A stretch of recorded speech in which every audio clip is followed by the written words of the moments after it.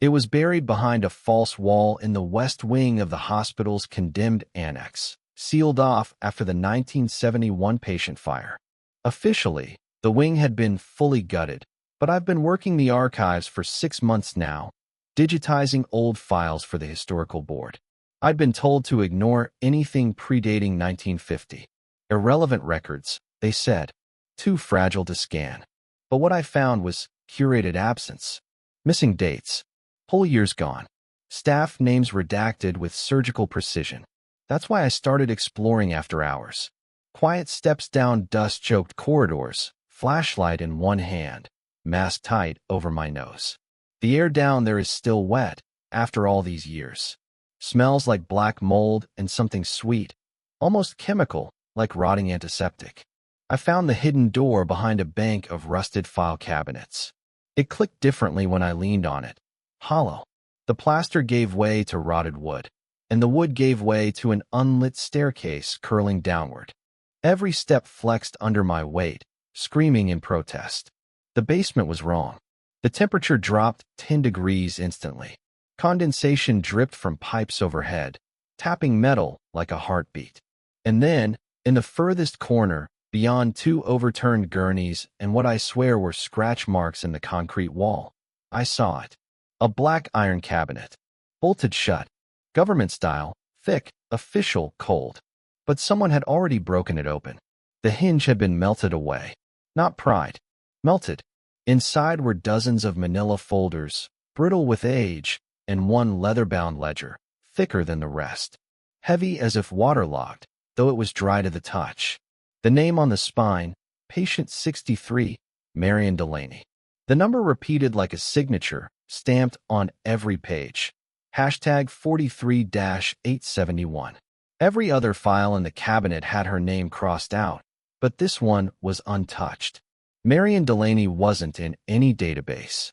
I ran her name through every hospital registry and national patient archive I could access, even internal death records. Nothing. Like she'd never existed, or been erased. But what truly disturbed me wasn't her disappearance, it was the notes. The first page was handwritten by a Dr. L. Healy, dated October 12, 1949, refused treatment. Refused to speak. Violent reaction to mirrors and photographs. Claims, they see through me now. No external trauma noted. Physical tests normal. But her pupils retract in complete darkness. Not human. Another entry, by a different hand, and 2 months later, Dr. Meyer quit after 1 session. Left without notice. Second doctor refused to examine her at all. Third, institutionalized after 8 days. She sings at night. Same song. In a language no one has identified. Not Latin. Not Aramaic. Sounds like mourning. There were no photographs. Only silhouettes, traced like shadows. Each subtly wrong. Too long in the limbs. Head shape inconsistent. And yet always labeled Marion Delaney. I turned to the last page. Unlike the rest, it was typed. No further testing permitted. Containment protocols failed.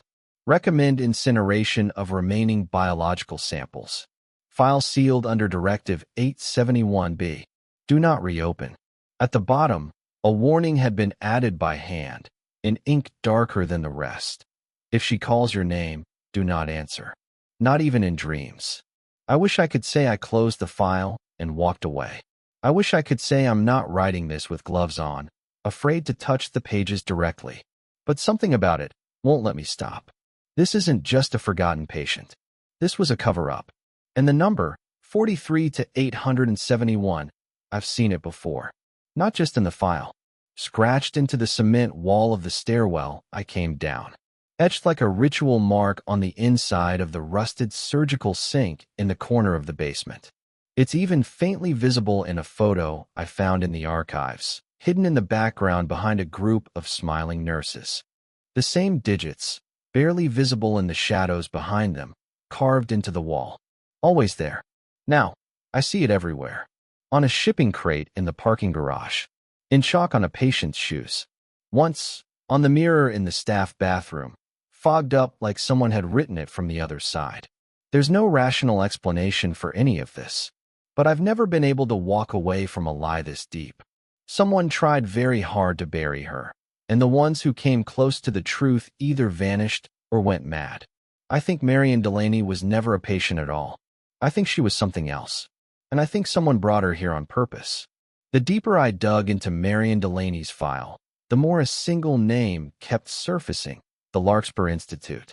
It was mentioned only twice in her ledger, both in red pencil.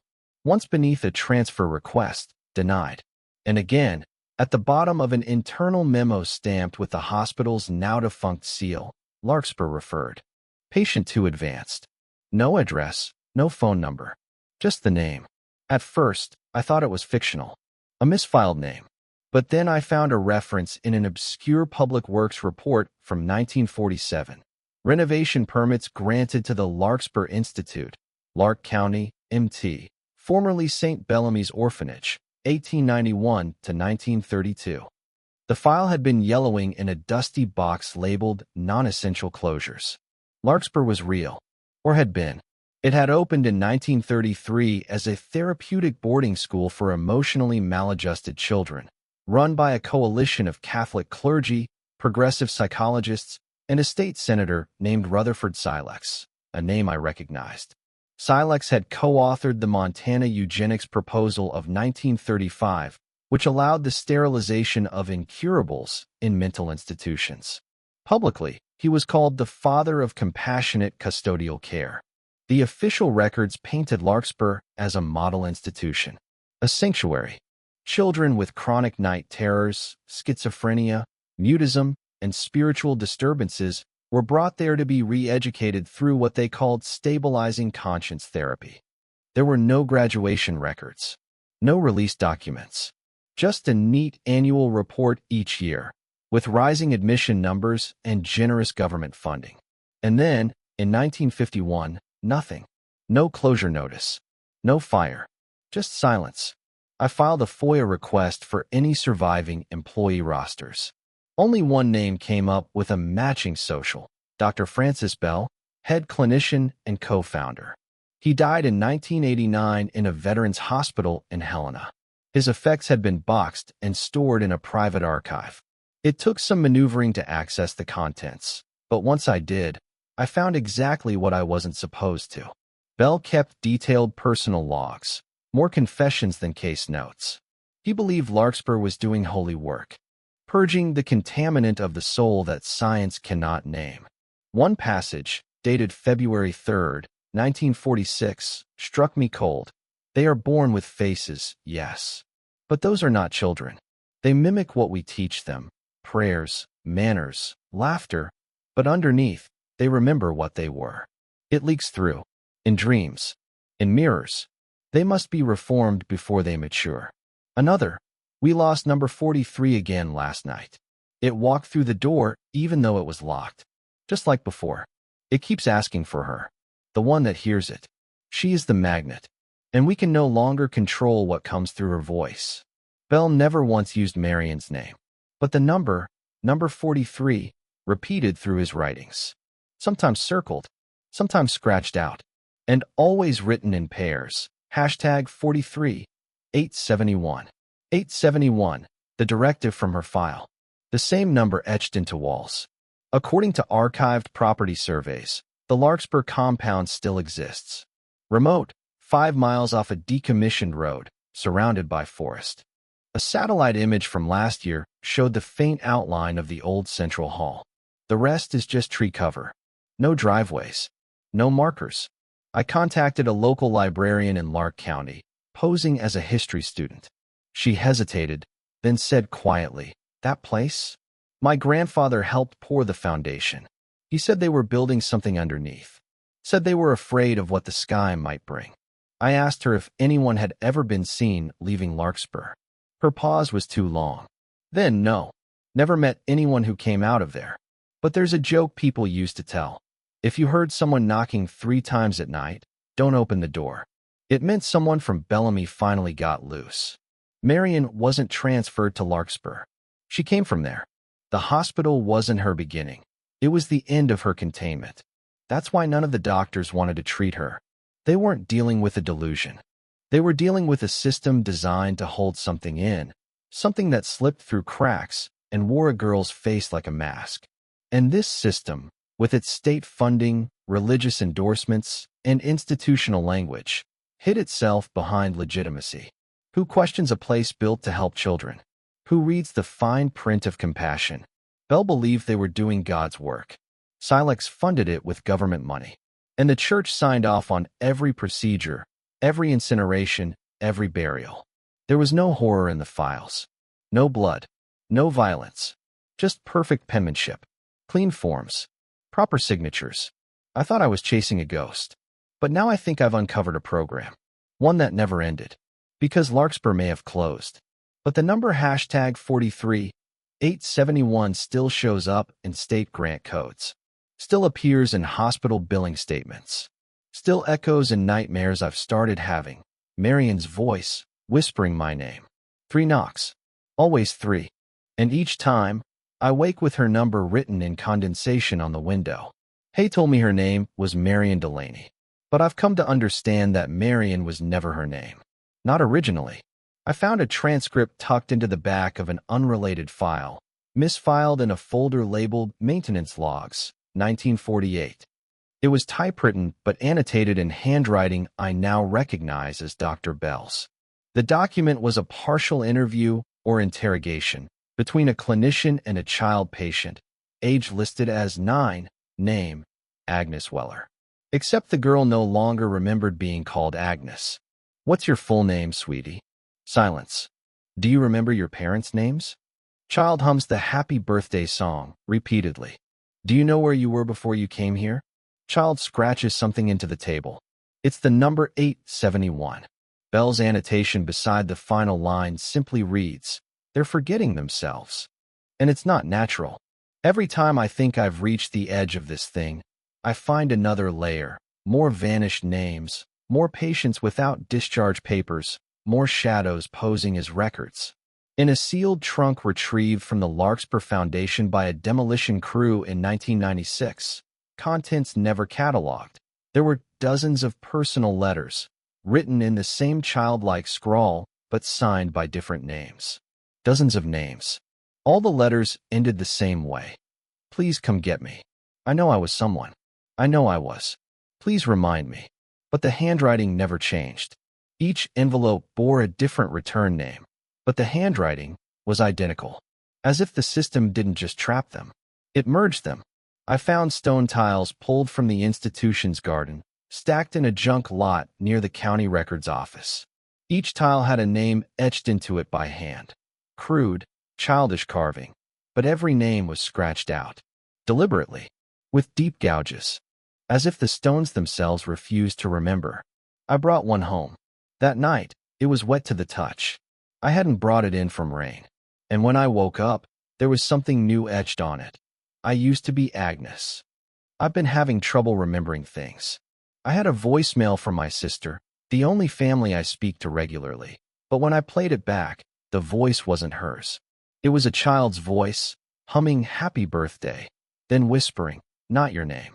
Not anymore. I tried to brush it off. But now I check my ID compulsively. As if the name there isn't stable. As if it's trying to slip off the plastic. I tracked down someone who worked at Larkspur before it shut down. A nurse's aide. Her name was Ruth Taggart, now 97 and living in a memory care facility just outside Missoula. Her chart listed dementia. But when I asked her about the institute, her eyes sharpened, just for a moment. She gripped my wrist with paper-thin fingers and said, "We called them repeaters. They forgot the first time. Then the second. Then they started forgetting they were ever people." She pointed to a crack in the ceiling. "You'll start humming. That's the first sign. And then you'll forget how to sign your own name." I asked who they were. She only said, "We weren't supposed to call them anything. Not even human." The next day, I returned to the archives office. I had planned to cross-reference her employment history, but the file room had changed. Not rearranged. Not cleaned. Changed. There were no labels anymore. Every drawer was blank. Entire walls where records had once been were now bare. I asked the office assistant. He looked up like I'd startled him awake.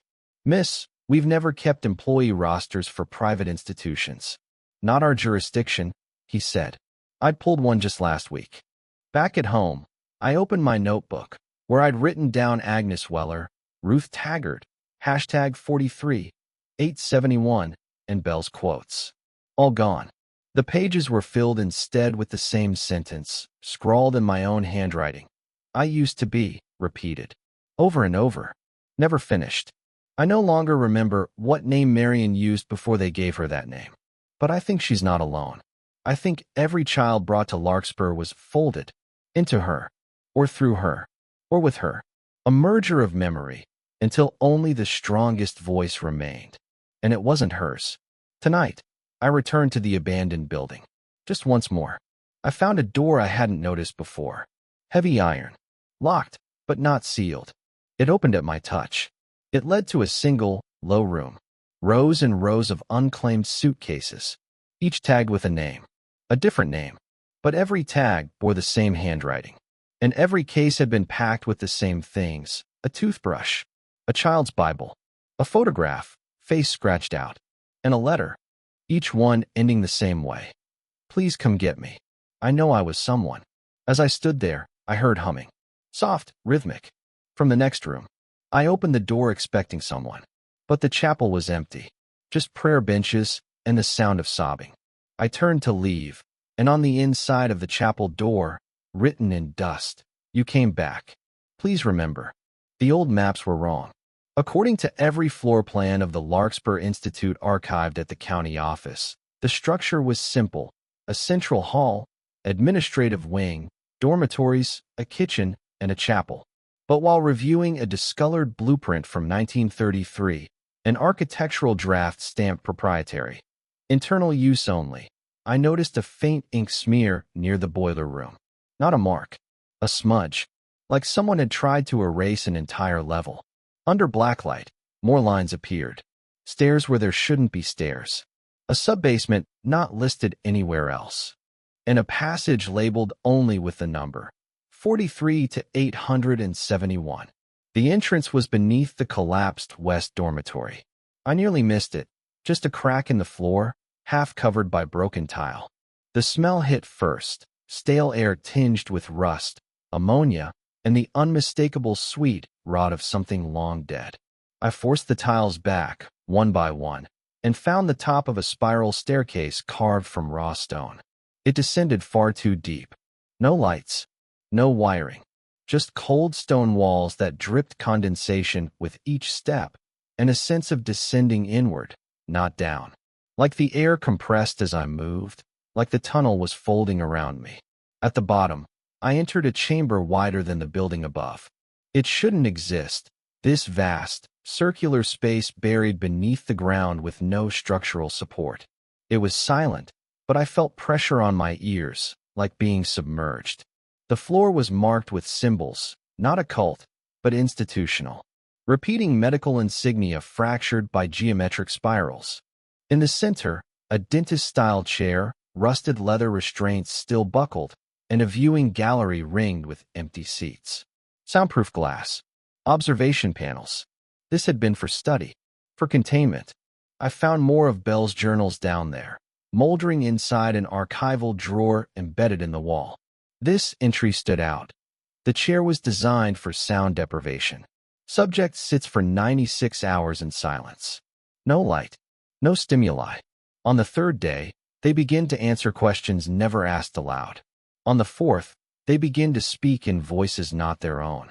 Another page, later, we recorded her saying my name before I entered the room. Her lips never moved. Photographs were paper-clipped to some entries.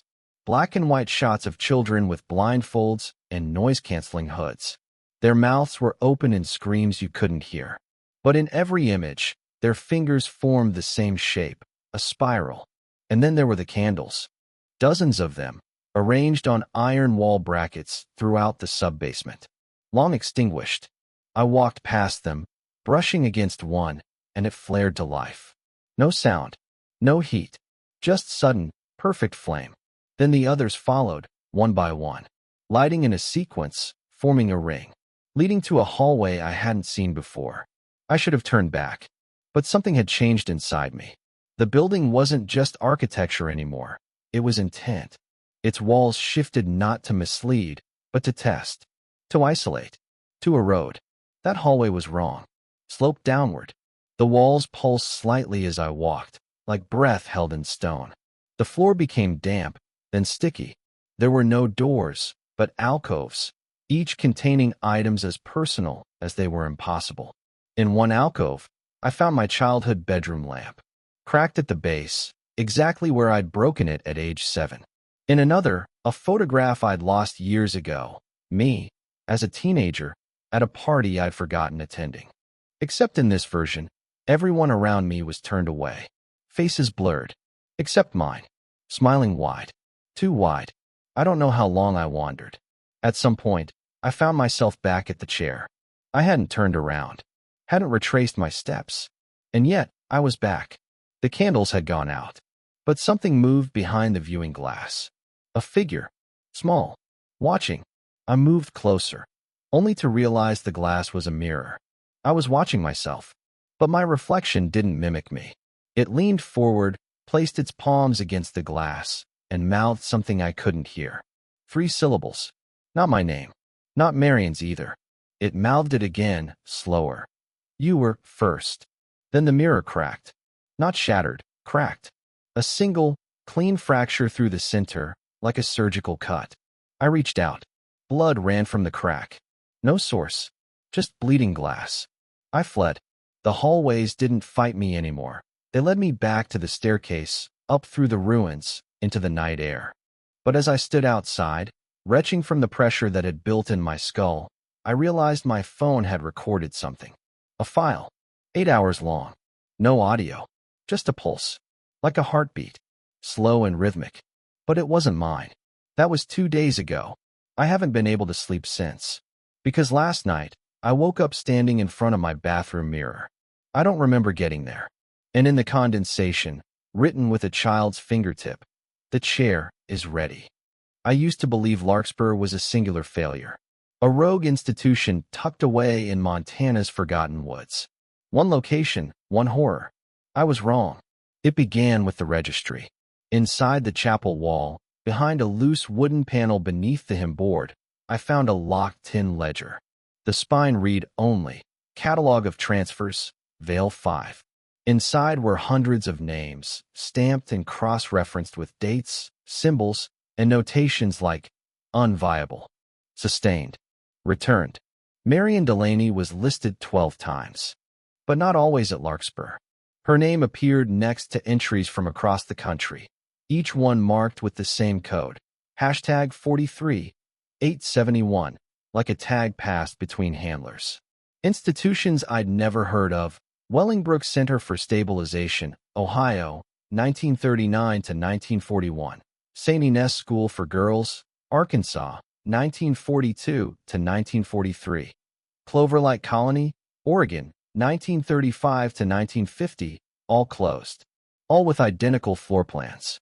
I cross-checked archival maps and found the same architectural fingerprints. Internal stairwells that looped, chapels above sub-basements, and circular wings centered on sensory isolation chambers. Then the symbols started repeating, spirals inside triangles, a vertical I crossed with a single thread. It wasn't until I saw the embossed seal on the final page of the ledger that I understood the depth. The Order of the Fifth Veil. No motto, no explanation, just a minimalist emblem, a child's face with no eyes.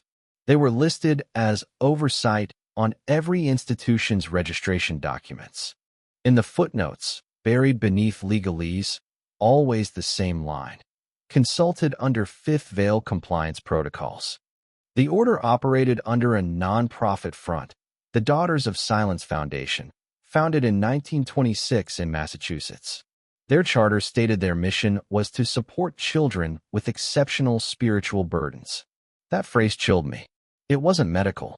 It wasn't educational. It was theological. Their board members had ties to psychiatric development programs, religious charities, and a Cold War-era research initiative titled Project LEU, a black-budget psychological study funded jointly by the Department of Education and the Department of Defense. Its purpose: to explore prelinguistic cognitive phenomena in children exposed to prolonged silence. One of the project leads was Dr. Edgar Lane, my maternal grandfather. I didn't want to believe it. But there it was, his name on the fourth page of the Elihu Manifest, and again in a photograph, standing beside a girl labeled #43 at Cloverlight. She wasn't looking at the camera. Her head was slightly turned, her expression blank, mouth slightly open, as if listening. I never knew much about him. He died before I was born. My mother rarely spoke of him, but when I asked her, she froze. Said she didn't want to wake it up again.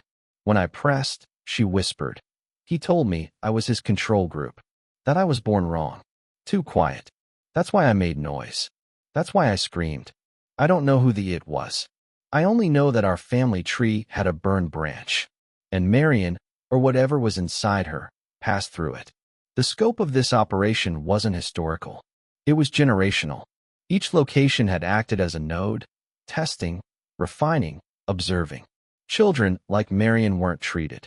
They were processed, studied, dissected spiritually, their memories erased and replaced. And when they failed containment, they were transferred to another site, another veil. And this wasn't confined to paper. The locations still exist. Some have been turned into housing, others into wellness retreats, spiritual rehab centers, or charter schools with vaguely worded missions. But when I ran thermal scans of two of the most prominent sites, one in Vermont, the other in Northern California, both had heat signatures beneath the buildings, basements that didn't appear on blueprints. One listed a donor fund called the Silence Initiative. I traced its money trail through shell organizations and trust accounts. And there, among the founding members, a U.S. senator, a Vatican emissary, and an Ivy League developmental psychologist, all connected by their parents, all alumni of the same institutions. I thought I was investigating Marion, but Marion was just the carrier. The program, the rot, goes deeper than her, deeper than Larkspur. It moves through families, through bloodlines, through names that no longer mean what they once did. There's one final detail I can't ignore. A scanned medical form from a now-defunct treatment center in Illinois, 1967. Routine intake form. Blood type. Age. Handwriting sample. Patient name. Not applicable. Tag. #43. 871 in the notes. Patient identified herself as the echo of the first. Showed immediate recognition of attending physician, despite no previous interaction. The physician's name? Edgar Lane. My grandfather. This didn't end in the past. It passed forward. Through policy. Through institutions. Through family. And it's still moving. Because yesterday, I received a package with no return address. Inside was a child's drawing. A spiral. A house. A figure in a chair. And a single line of text written beneath it, in a child's hand. See you soon, cousin. I arrived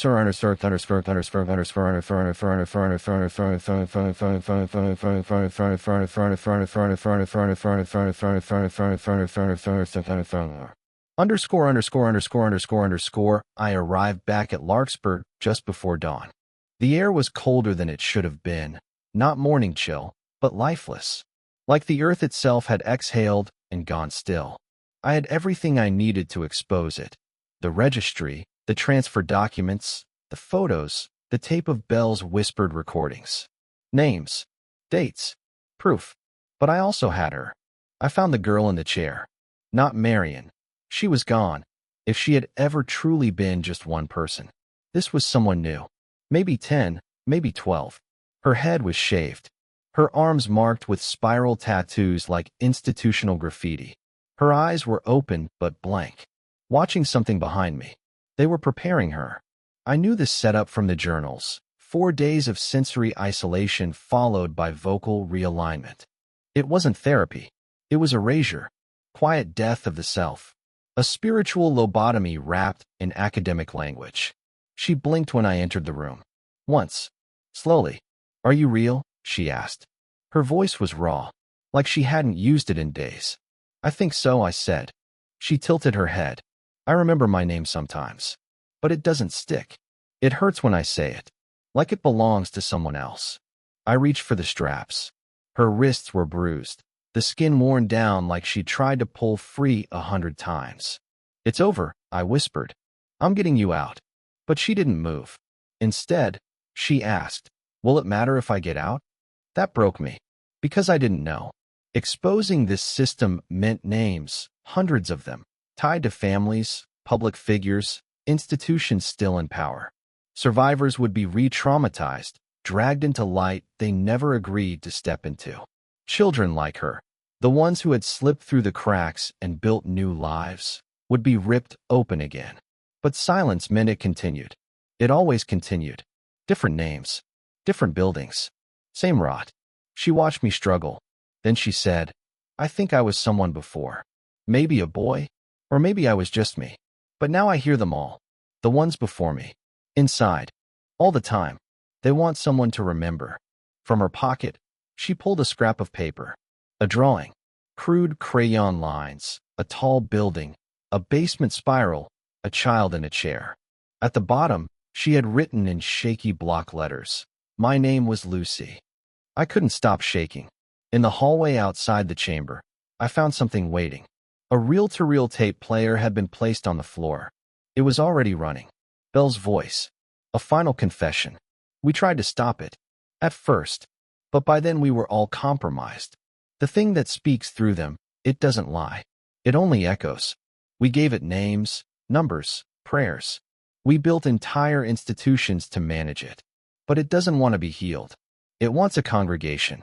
A second voice joined him, female, measured, calm. "This is the price of silence. You inherit what you bury." I took Lucy. I refused to call her anything else. Up the stairwell. The sun was beginning to rise through the broken rafters above the chapel. Dust shimmered in the air like ash. There, in the front pew, was a row of unburned candles. I struck a match. "Do you want to remember?" I asked her. She stared at the flame for a long time. "No," she said, "but I don't want to disappear either." She took the drawing and tucked it beneath the candle base. "I'll remember it for now. Just for now." I left her in the care of someone I trust. A hospice nurse who had lost her own daughter to one of these institutions in the 1980s. She didn't ask questions, just looked at the girl and nodded, like she understood everything without needing to hear it. I drove back to my apartment, sat in front of the files, the evidence, the final draft of my expose, and then I lit a match. Not all of it, but enough. I burned the most identifying documents. Photos of children, names of survivors, anything that would re-traumatize the ones who escaped. I uploaded the rest, just enough to bring the system down, to fracture the silence. I made enemies that day, powerful ones, but I made a choice. I buried the ghosts who wanted peace, and I lit the way for those who still scream in the dark. Underscore.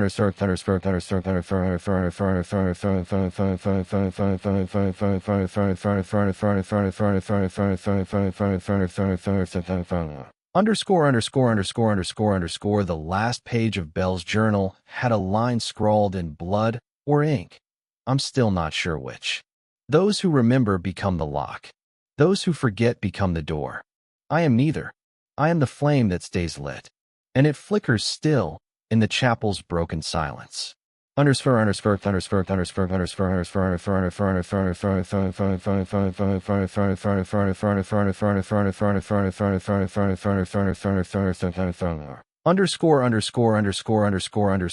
official report listed it as an electrical fire.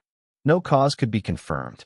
An unregistered breaker box in the sub-basement of the Larkspur Institute had apparently shorted during a thunderstorm. The fire spread slowly, quietly, eating through old timber and rot until the western wing collapsed in on itself. By the time anyone noticed, there was nothing left to save. No casualties reported. No survivors listed. Just another derelict structure, reduced to ruin. They fenced off the site within hours. The state ordered a demolition crew the next morning. News coverage was minimal. One paragraph in the Lark County Times. Tragedy narrowly avoided as old asylum succumbs to structural failure. No mention of the basement. No mention of the children. No mention of the chair. But I know what didn't burn. The registry, gone. The journals, ashes. The room of suitcases vanished like it had never been there at all. And yet, they missed something. Beneath what used to be the chapel altar, I buried a small tin box wrapped in wax cloth.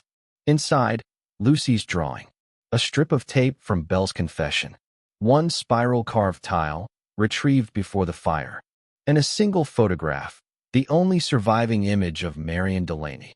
Her face, blurred by time, but her eyes still sharp. Watching, waiting. The Daughters of Silence Foundation formally dissolved 6 weeks after the fire.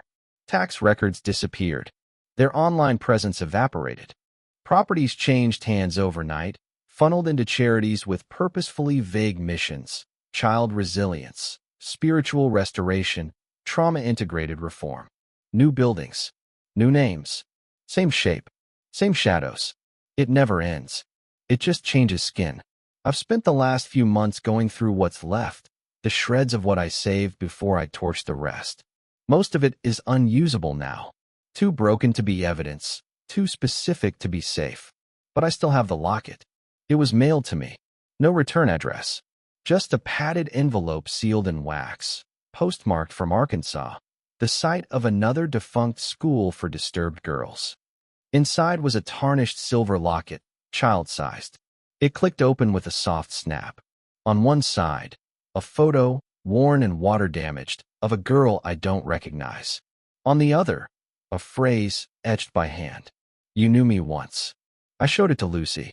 She didn't speak for a long time. Then she reached out and closed it gently, whispering, "Maybe I was her. Maybe we all were. Maybe that's how they kept us quiet." She's older now, not in years, but in weight. Like someone who's lived too many lives without choosing any of them. She doesn't like to sleep. Says the dreams aren't dreams anymore. They're visits. She asks about the others. The ones who didn't make it. I tell her what I can. I lie when I have to. I remind her she survived, and she always replies the same way. "I didn't survive. I just remembered first." Last week, I received a call from a woman claiming to be a researcher. Said she was compiling records from old psychiatric institutions for a new digital archive. She asked if I had ever heard of Larkspur. Her tone was too calm, too rehearsed. Before I could answer, she asked, "Do you still hear the humming at night?" I hung up. That evening, 3 knocks echoed from my front door. I didn't answer. I never do anymore. Still, I wake with the mirror fogged. Still find the spiral sketched in condensation. Still smell old antiseptic in my pillowcase. Still hear the flick of a match, even when all the lights are off. It doesn't matter that I burned the files, or exposed the truth, or saved one life. Because this isn't about what they did. It's about what they left behind. They built a system not just to erase children, but to erase the memory of what children are. To break names. To break selves. To make silence not a condition, but a design. We call it institutional failure, but it was never failure. It was architecture. And even in ruins, architecture persists. That's why I keep the candle lit. The one I took from the chapel. The only one that wouldn't go out, even after everything else had. It sits on my desk now. I light it each night before bed. A flame against forgetting. Because I wasn't supposed to find this. No one was. But I did. And I still do. Every time I close my eyes, I hear them. Not screaming, not pleading, just humming. That same soft, broken lullaby. Happy birthday to me. Happy birthday to me. Happy birthday. And then silence.